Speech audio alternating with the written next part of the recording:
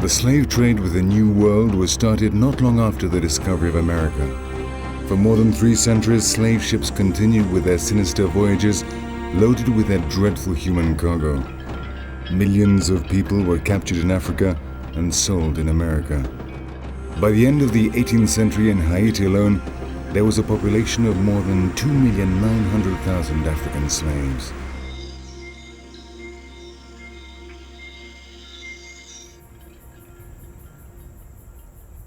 After becoming a French possession in 1697, Haiti soon became America's biggest producer of sugar and also one of the places with the highest number of slaves in the world.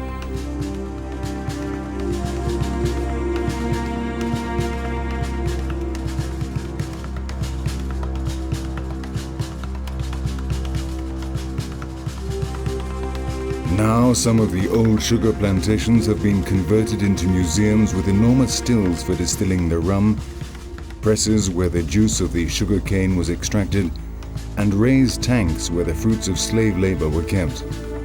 Slave labor carried out under the constant cracking of the whip. The living conditions of the Africans confined in these yards were atrocious. After suffering the hardships of a voyage, where normally 20% of the slaves died, they arrived at the auctions exhausted and ill. Families were separated and the individual members were sold to different settlers. Parents and children would never meet again. The overseers meted out severe punishments to those who did not work flat out, and the hunters of fugitive slaves subjected their prisoners to exemplary treatment, which often resulted in death.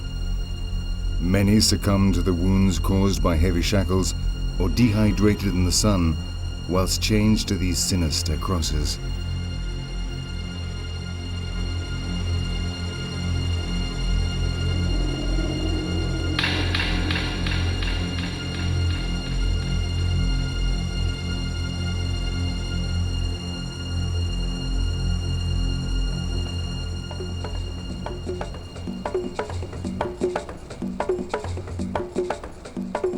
Cape Haitien was the point where the slavers would unload their ebony merchandise, as they called their foul-smelling load of dying slaves that survived the voyage.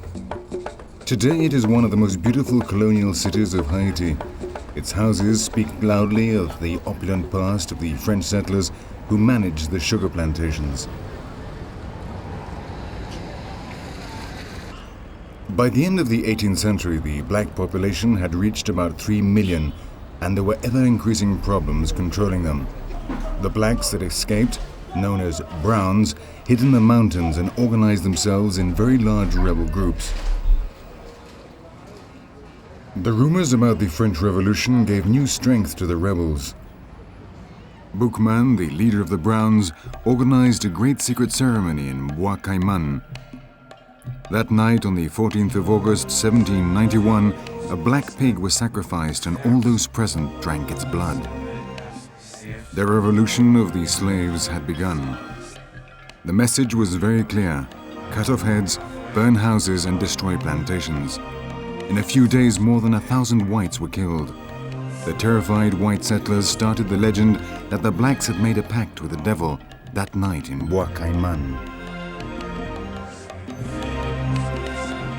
Many slaves were captured and executed. The brown Macandal was burnt alive, so becoming a legendary martyr who is still called on in voodoo ceremonies today. Toussaint Louverture became the leader of the blacks and started a rebellion that lasted for 10 years until on the 1st of January 1804, Haiti proclaimed its independence, so becoming the first black republic in the New World.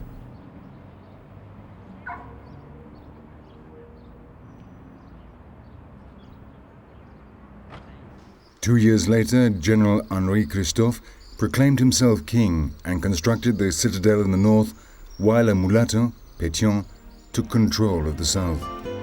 The construction of this enormous fortress, built to defend them from the French, who never came back, took 14 years. Each stone had to be transported by hand up to a site that was 980 meters above sea level. 20,000 people died during its construction. The story goes that Christophe ordered that those who refused to work should be impaled against the enormous walls of the citadel.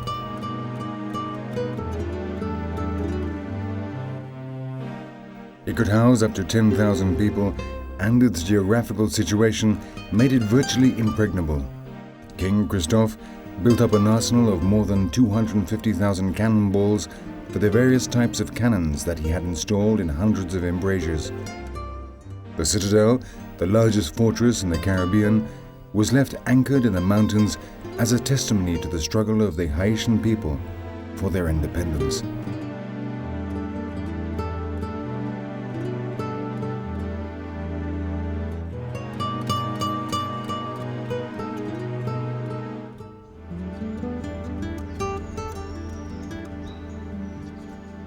The landscape of the north contrasts with the idea that one may have of Haiti as an arid land.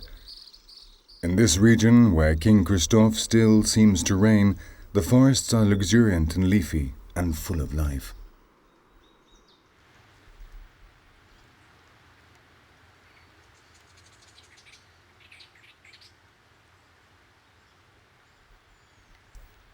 Christophe ordered the palace of Sanssouci to be built near the citadel in the style of Frederick II of Prussia.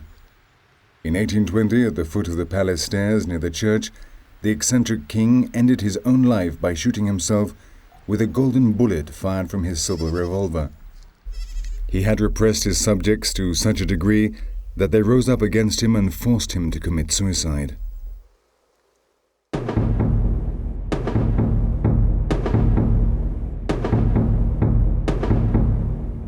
A simple monument brings him together with the other fathers of the nation at the top of a hill near Cape Haïtien. The voodoo phenomenon was born during this period of struggle in spite of the colonial authorities and repression of the church. The African gods that traveled in the slaves' minds had intermingled with the Catholic doctrine of the settlers. A new religion had been born.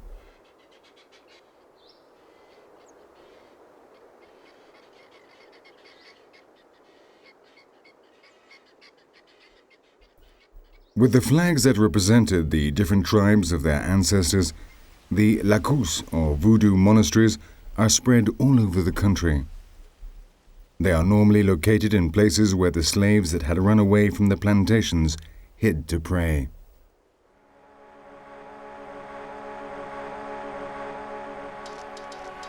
Voodoo is a religion that is very closely linked with nature, and many of its deities dwell in rivers, valleys, and mountains.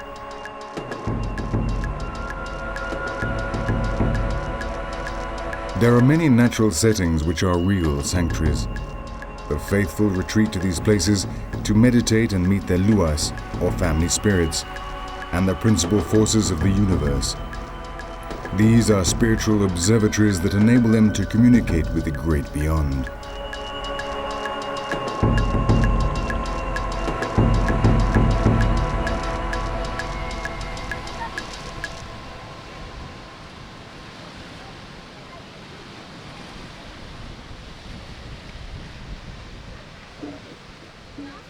Voodoo determines and presides over Haitian society.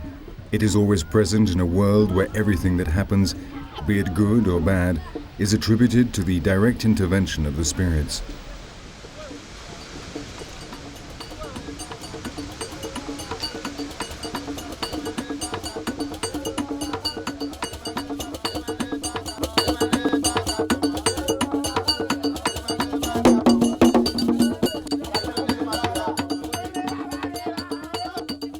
Limonat beach is a place of pilgrimage. Preachers from the most distant parts of the country come here to perform Guiné ceremonies and beseech the favour of Erzuli, Mother Earth, the goddess of love, who is identified in syncretism with the Virgin Mary.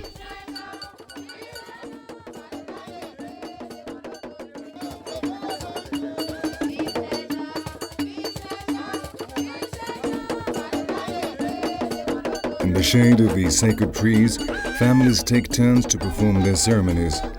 They mainly offer food and rum and wait for Erzuli to appear for her to take possession of someone's body, in this case, the woman with the red scarf.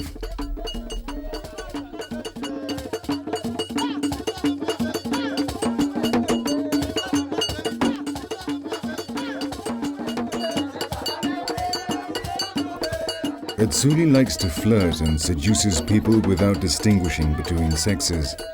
She may enter the body of a man or of a woman, but everybody will immediately recognize her because of her suggestive movements.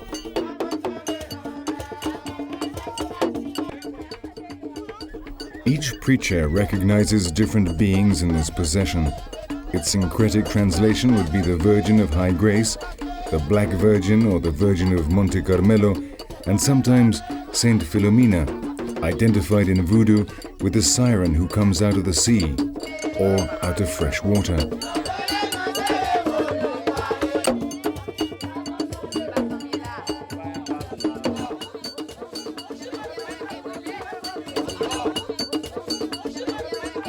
Other participants also go into deep trances.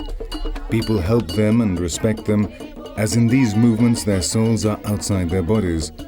The luas or spirits have taken over their bodies in order to express their wishes. During these processions, there are frequent displays of the protection conferred on them by the influence of the deity that dwells inside them.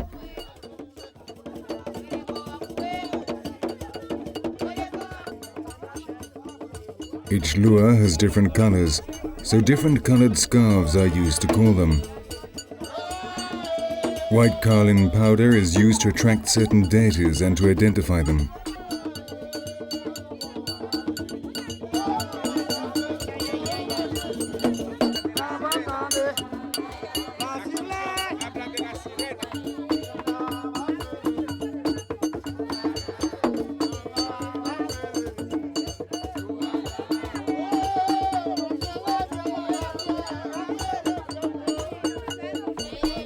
Erzuli has just recognized one of her followers by the rings that adorn his hands. These are wedding rings that show that the man has married her. Each person may marry his protective lua.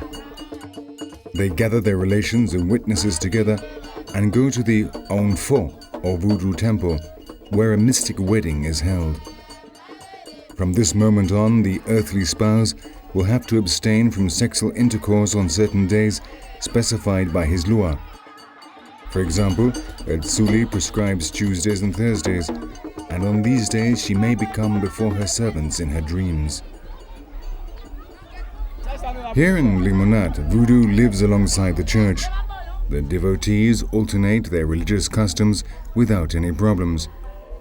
From the olden days, when the settlers prohibited their African religious services, the slaves were forced to praise their gods whilst kneeling before a Catholic icon. In this way, syncretism arose and the majority of the lua have their corresponding Christian deity or saint.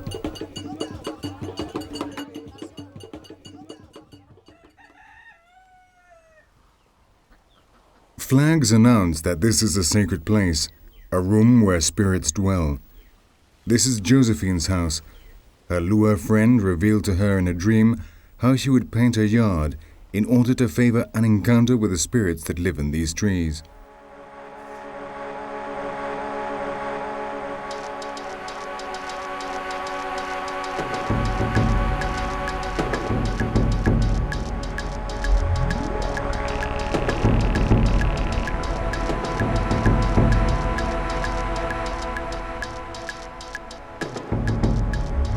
Voodoo philosophy is very closely linked to nature and therefore has an ecological bent. Nobody dares to cut down trees as these are normally inhabited by spirits, and especially Loco, the protector of the woods.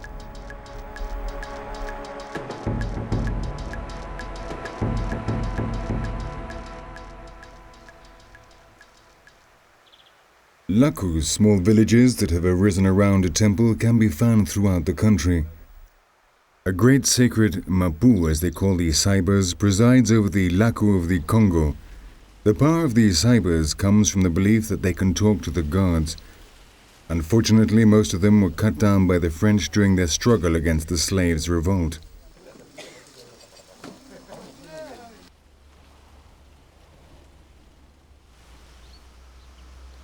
The lakús are self-sufficient population cells.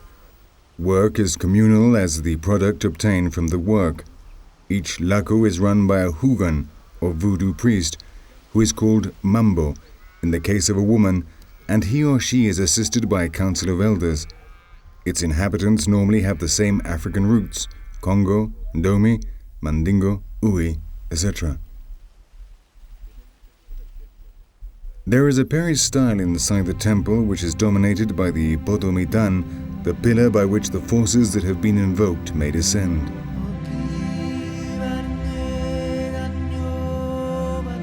The altar reflects once again the syncretism of this religion, which was born in times of war, but now keeps its machetes buried as a sign of peace.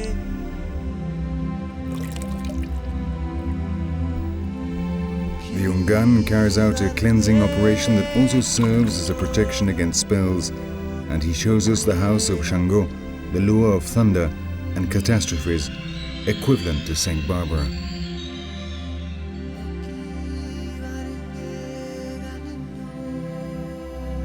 This other lakú is Domi.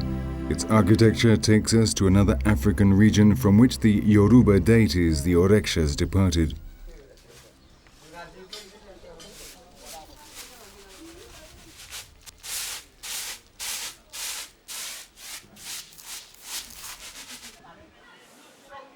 The Voodoo religion acts as a bonding force for the people. It joins and fits together the range of different customs of the different ethnic groups from which the slaves that populated Haiti came. It helps to prop up a society that owes its existence to this religion.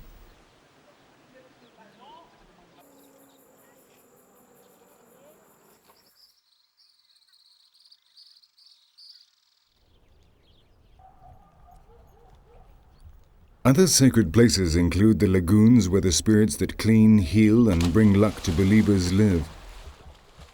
In Plan du Nord, the people submerge themselves in the mud and make their offerings of rum.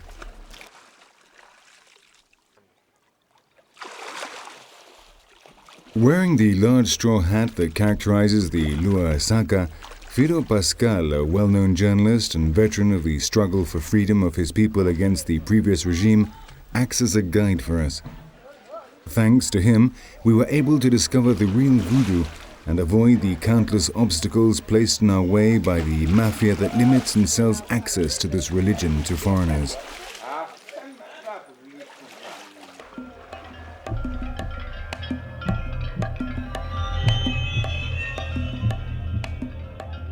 A great deal of ceremonies are performed in cemeteries among the dead.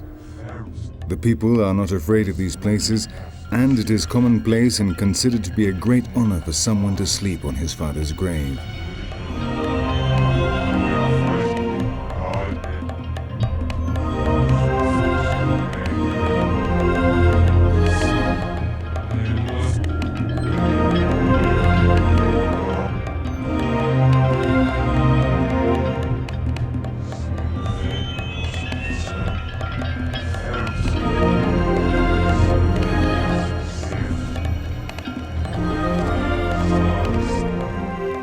The tomb of Baron Sammedi, the king of the dead, can be found in all cemeteries, although in some it can only be identified by the people from the village to stop outsiders using the cemetery for their own voodoo acts.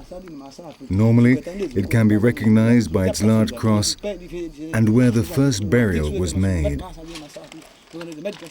Tonight we are witnesses to an expedition made by HOUNGAN from Artibonito, the region of Haiti with the strongest magic. At the foot of the cross, the HOUNGAN smokes a piece of paper over some candles so that the Lua Great Way allows the passage to reach Baron Sammedi. Later, Kafu, who controls the crossroads between the earthly world and the great beyond, will have to give his permission. A fire is prepared with pine sticks and pieces of paper with someone's name written on it to prevent somebody leaving another person. They also use special powders made by the HOUNGAN. In voodoo, these powders are very important. Each HOUNGAN has his own mixtures, which range from healing powders to zombie powder.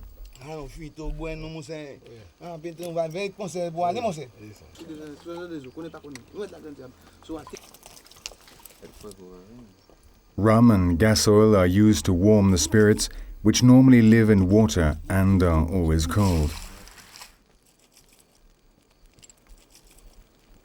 The heat attracts them, and the HOUNGAN is mounted by Baron Sammedi, who is equivalent to Saint Expeditious, which is why the ceremony is called an expedition. Nobody can refuse to return his violent greeting that transmits energy from the other world.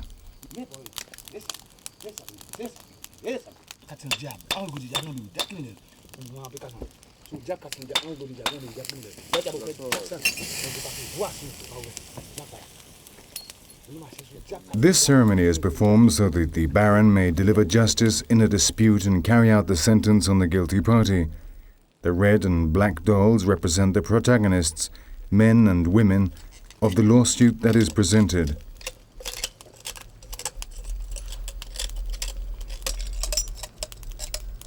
When this powerful HOUNGAN is possessed, he has the power to eat glass. His lure demands it of him.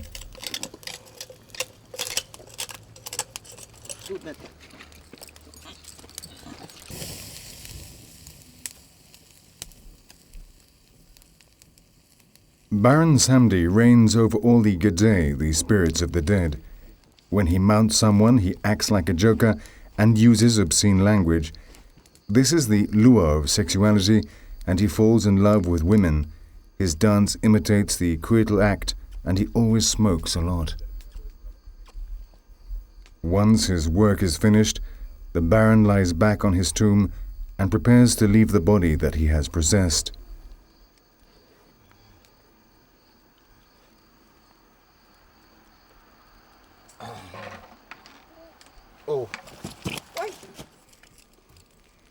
The HOUNGAN is shocked when the Baron leaves. He does not know how he got there. He can remember nothing.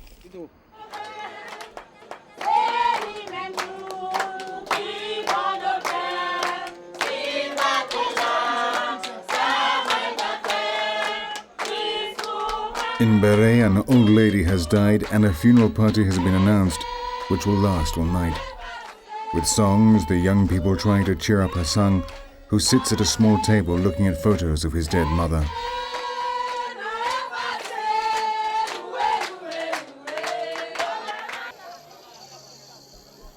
The whole village attends the party.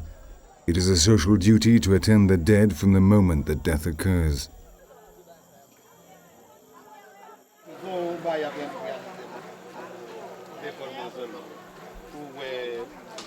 At the back of the house, the women make coffee so that the people can make it through the night and the party may be successful.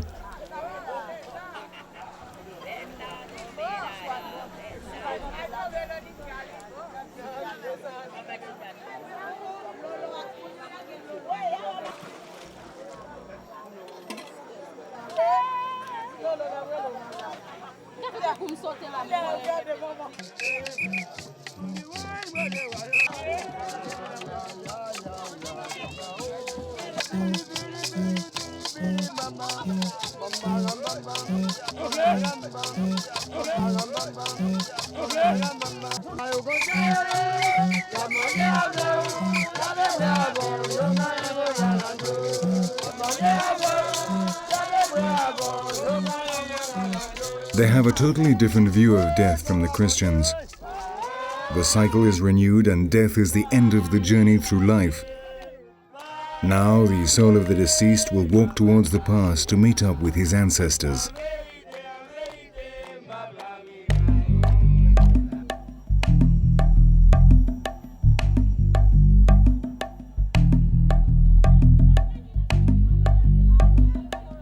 The next day, the people attend the burial dressed up in their finest clothes.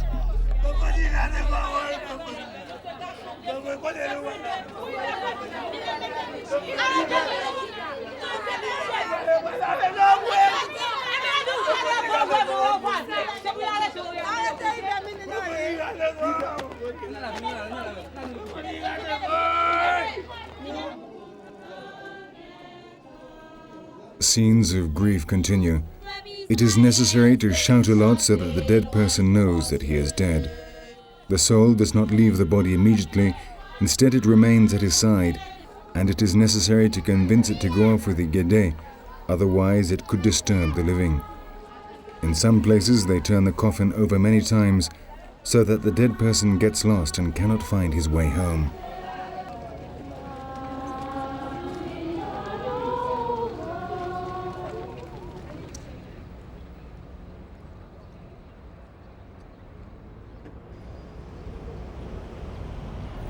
In the center of Port-au-Prince, the capital of Haiti, we find the presidential palace where the bloodthirsty dictators François Duvalier, Papa Doc and his son Baby Doc lived.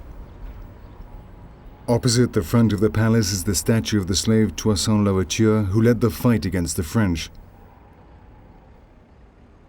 On the other side, the figure of a slave blowing a lambi, symbol of the fall of colonial power and the fight against the oppression of slavery.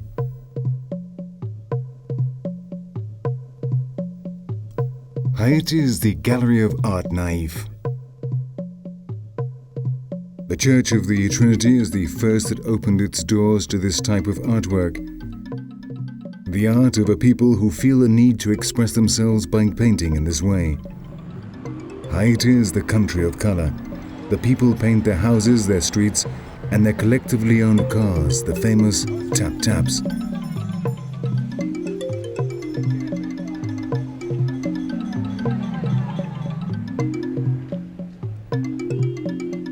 The Haitian people have suffered countless attacks and their freedom has been repressed on many occasions.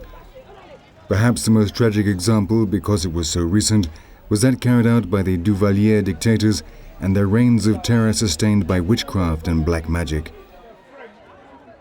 They were surrounded by their troops, the tom-tom makouts, most of whom were boko, wizards that work on the dark side of voodoo, the deme, which means with both hands.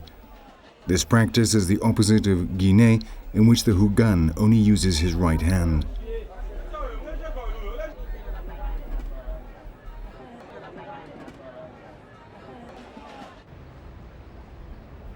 The Catholic Church does not like to coexist with voodoo, while the voodooists, on the contrary, have no trouble coexisting with the Church.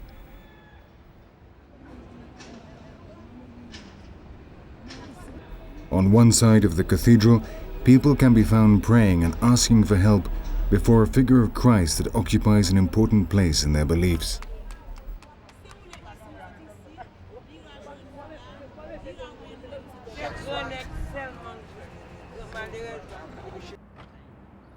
Rituals are celebrated daily in the cemeteries of Port-au-Prince. The dead must be well attended to, otherwise they will bother you instead of helping you. We attend a mass with Philo Pascal that is being held for a dead relative before Baron Sammedi. He is offered food and rum, which at the end will be shared out among the poor people who come to the cemeteries because of this. A year and day after the death, the family members must release the soul of the deceased, which has been living up until now in the water. They must carry out a very expensive ceremony in which an ox is sacrificed. If they delay it for a long time, the deceased may rise up against them.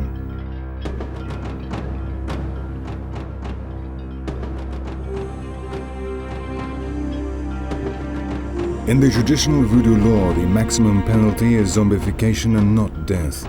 The HOUNGANs that have passed sentence will appoint an executioner who will blow the zombie powder in such a way that the criminal will inhale it without realizing it. Shortly afterwards, he will die, without anyone knowing why, and he will be buried. Sometime later, he will be exhumed, an antidote will be applied, and they will steal his soul. He will obey the HOUNGANs and will work for the rest of his life for them.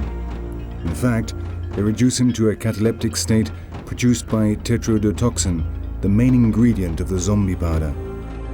His brain does not receive sufficient supply of blood, which combined with the shock of being buried alive, causes irreversible damage to his mental faculties.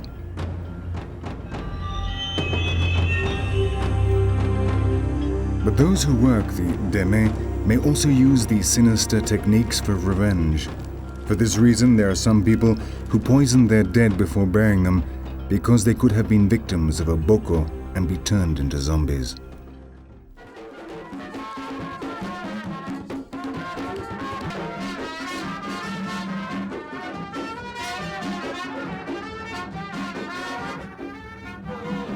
The most important secret societies were born a long time ago and were the real spiritual support for the uprising of the slaves. Their ceremonies, like this one of Bosu, are more violent because they call upon the Lua Petro, originally from Haiti.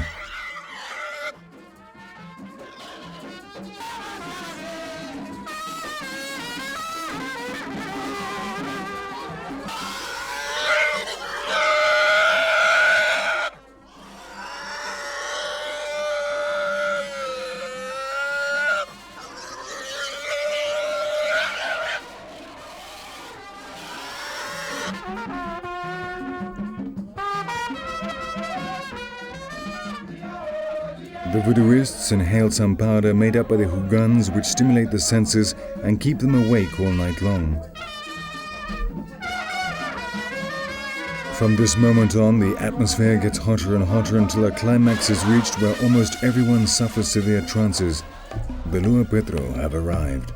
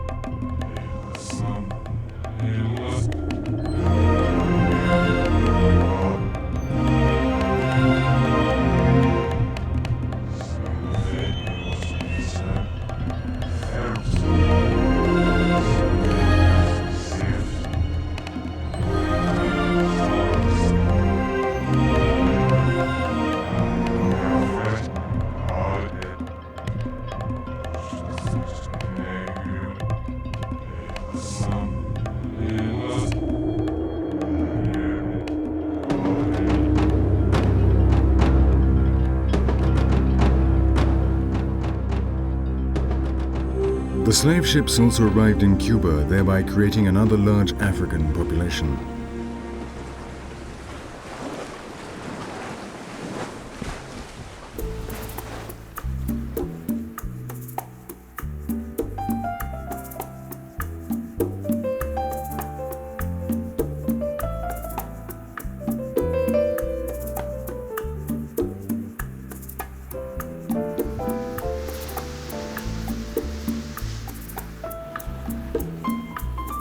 Here, the rebel slaves were called cimarrones, and they also had to win their freedom.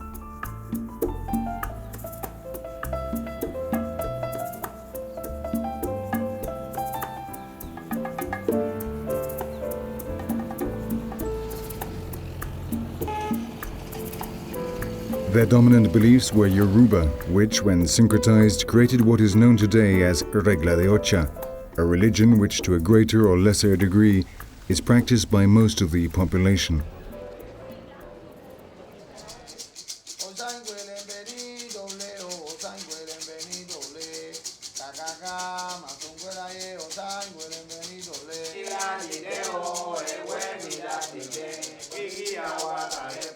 All the rituals of the Regla de Ocha start with the smoking of herbs such as basil or siempre viva, everlasting flower. Apart from the purification of the participants, the spirits of plants, animals and men must always be present in the Regla de Ocha. They wear white and worship the same deities as in the Haitian voodoo. Olga holds the chicken which they are going to sacrifice to Exu.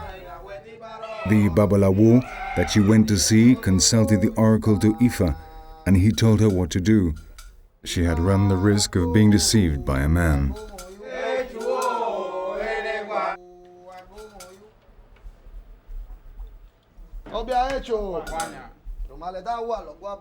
The man officiating the ceremony throws the coconuts. Depending on whether they fall face up or face down, he will know if Echu, who controls creation and is very close to Olofi, the Regla de Ocha god, allows the sacrifice. Later, he gets the whole congregation to take part. In this way, although it is he who carries out the sacrifice, it will be everyone's responsibility. The flowing of body fluids substitutes human life. Life is given in order to preserve life and establish a unifying link with the supernatural order. On these altars we can see the African gods Okun, the warrior, Sango, the Oreksha of thunder and lightning, or Saint Barbara in syncretism.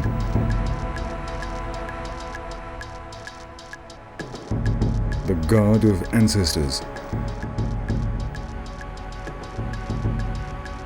Orula, intermediary of Olofi the sun, and above this, Obataya, the lord of the mines, equivalent to Our Lady of Mercy.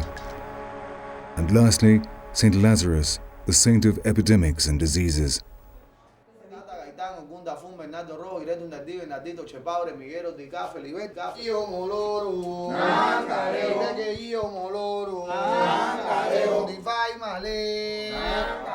Before consulting the Ifa, the oracle around which the Regla de Ocha revolves, they call upon Orula that comes from the sun. Here the ceremonies are held in houses. With the lack of houses that exist in Cuba, a temple would be a luxury.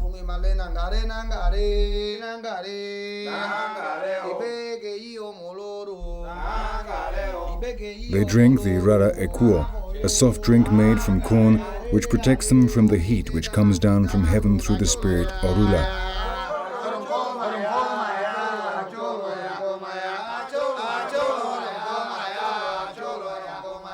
Using a red cloth and a crate, the Great Spirit is trapped while a consultation is taking place.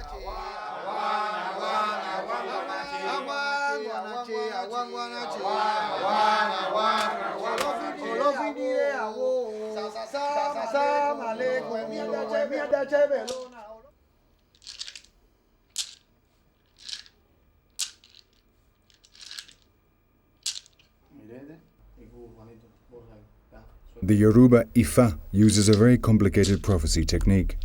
More than 1,000 deities may appear in the form of mathematical combinations. The Babalawoa must interpret them correctly and identify the final answer to the consultation, which will be the decision and order of Orula.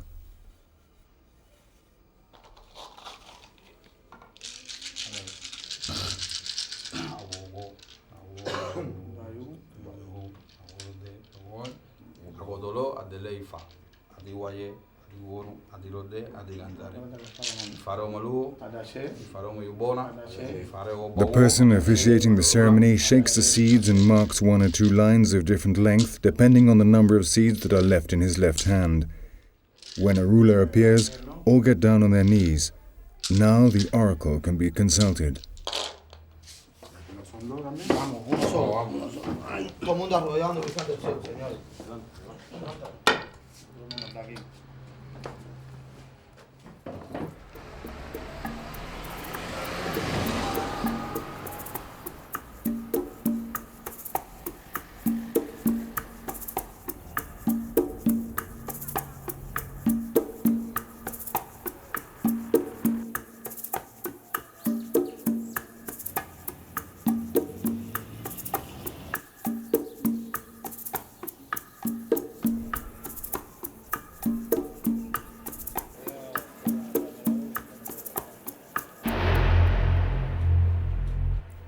Jacinto is a member of the Ahuaca secret society and today is undergoing an initiation ceremony in the Palo Monte, Cuban black magic.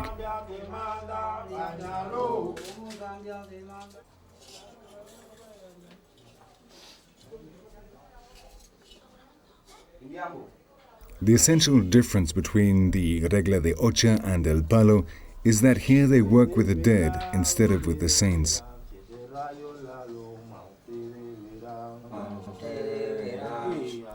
This religion is based on the prenda mayombe, the pots where they catch the dead in order to use them in rituals. If the offering has crosses, it is to do good. If it does not have any, it is for black magic. It will be covered with black cloths and will be called prenda judía, or Jewish offering. They use sticks from different woods, stones, human bones, tools, coconuts, and a dead man's skull.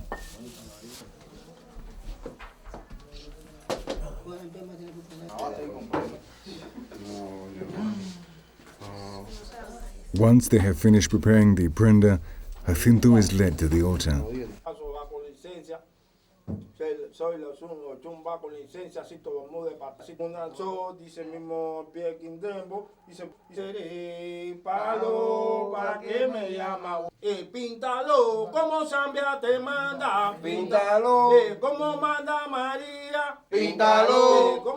The songs announce the action they are performing. They are clear and repetitive in order to guide the prenda and so guarantee that the ceremony is successful.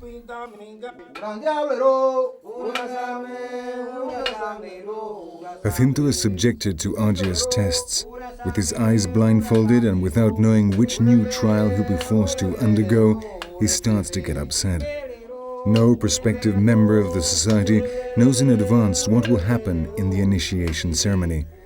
They only know that it is hard and that not all of them can endure it till the end.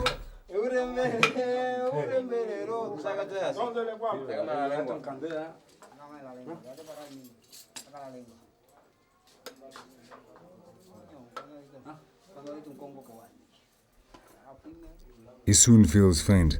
His knees are stiff and tremble with excitement. He needs a rest. The uncertainty makes him lose control of his nerves.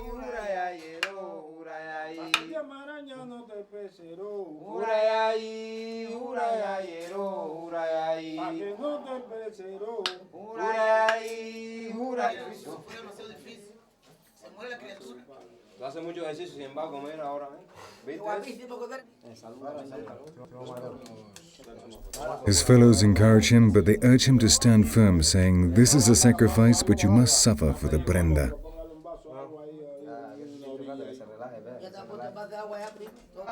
The officiant scratches him.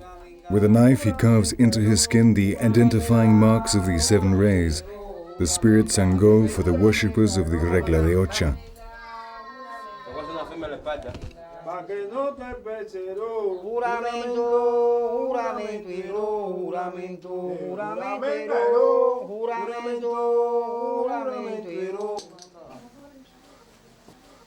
The candidate is exhausted, but the worst is over. Now he only has to receive blessings.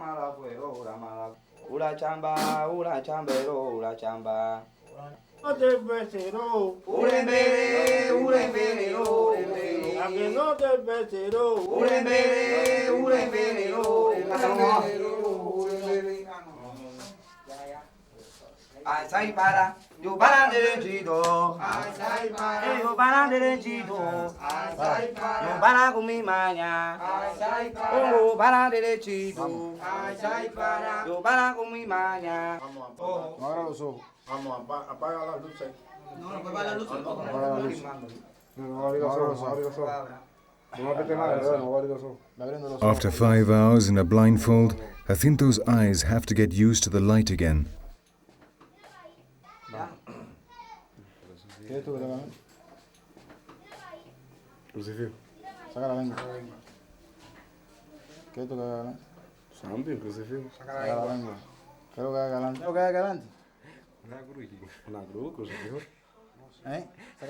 The officiant instructs him to stick out his tongue, pressing a lighted candle to his mouth while repeating the principles of the religion.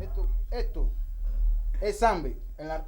will give him strength, light, agility, and stability.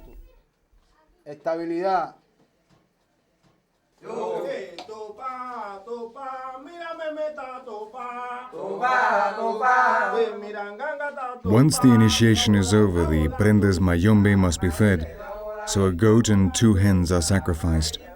Their blood will satisfy the appetite of the dead, who will help the newly initiated member to follow the way of Palo Monte.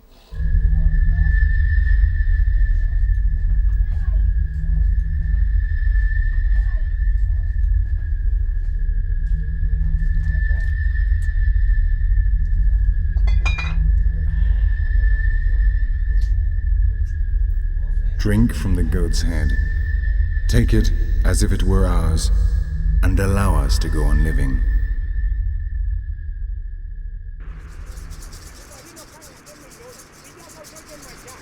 The Regla de Ocha worshippers also worship Olorum, the sea siren that lives in the depths.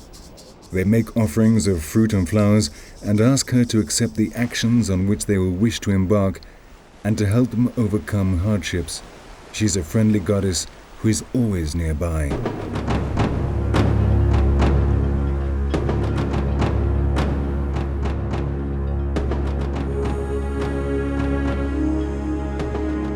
Brazil was the other place where a large number of slaves arrived during the time of the slave trade. It is estimated that there was a population of almost 9 million black Africans at the end of the 18th century.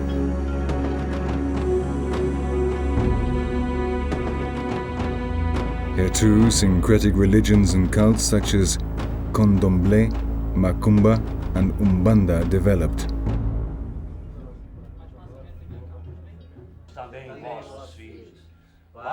Whites and blacks both practice these religions, which have developed at the same time as members of the highest social classes became followers.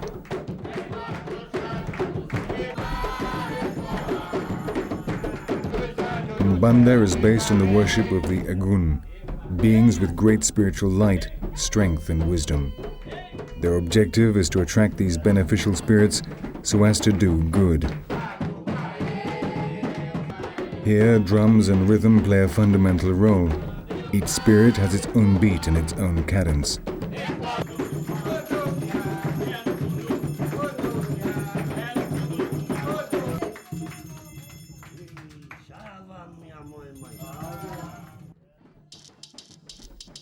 Their altars are dedicated to the same deities as in Voodoo and Regla de Ocha, Exu, Ogun the warrior, Limonat the siren, Obatala the creator, Sango, and the rest of the African pantheon.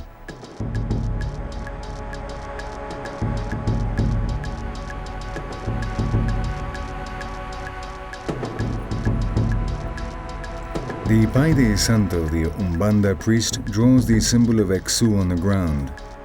This is the Lord of the Ways, the ancestral Pai, the intermediary between men and spirits. He is compared with Saint Peter in syncretism.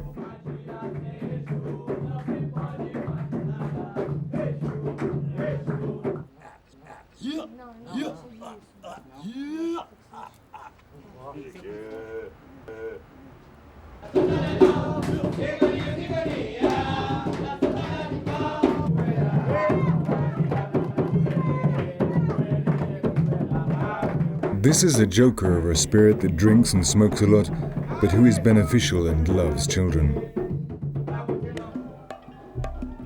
Here the dark world of black magic exists too. Vodun fetishes from Dahomey which may exercise a sinister influence in a secret place.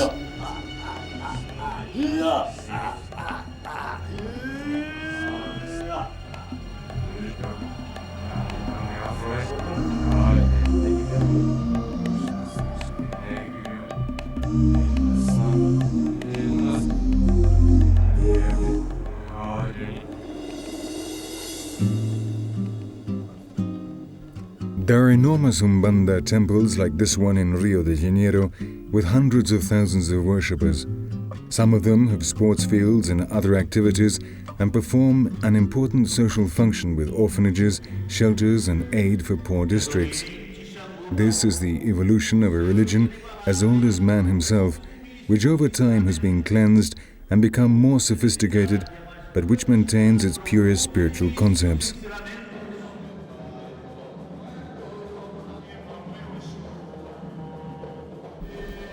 Periodically, the followers meet and perform sessions where our now familiar African deities descend to transmit their messages.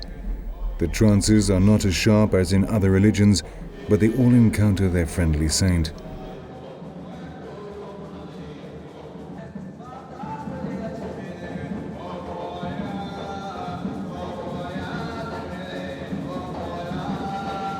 Everything started one night in Africa when a black man sacrificed a hen and he offered it to the spirits that he saw in the stars, gods that traveled as slaves and helped their faithful followers to gain their freedom.